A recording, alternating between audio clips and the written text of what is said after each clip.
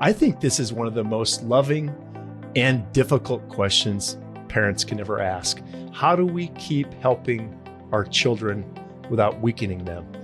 I've had this conversation so many times over the years with clients, and in fact, I feel it myself as a father. So I have three thoughts around this question. The first is that I don't think there's a formula, but there is a principle, which is that the purpose of wealth is not to simply make life easier for your children, but it's to help them become more capable adults.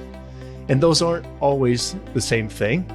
But if you're like me, you do want to provide opportunity, but you just don't want your children to need your money. And again, there's a difference in that. So sometimes writing the check, so to speak, is the right thing to do. It's exactly right. Sometimes it isn't. But the key thing to remember is that every financial gift is teaching something. It may teach generosity, it may teach responsibility, and without intending to, it can create dependence.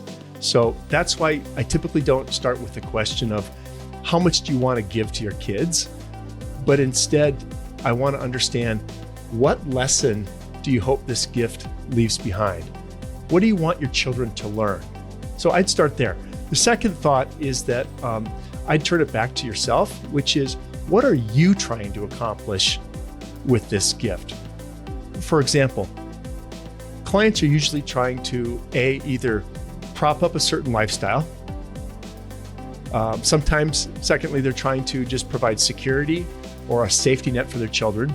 And then most frequently, they're trying to provide an experience, and more responsibility for their kids. So the number one concern many of our clients have is that their children are not prepared to inherit their wealth. They just don't have the experience to manage what they're going to receive someday. So oftentimes, gifting and supporting kids, whether it's cash, part of an investment portfolio, oftentimes real estate or business interests, is to just simply help the children become more financially experienced in managing these assets, and quite frankly, to learn to make small mistakes rather than large mistakes when the inheritance becomes much more significant in the future. So getting clear on what you're trying to accomplish with the support of your children is critical. So that's my second thought.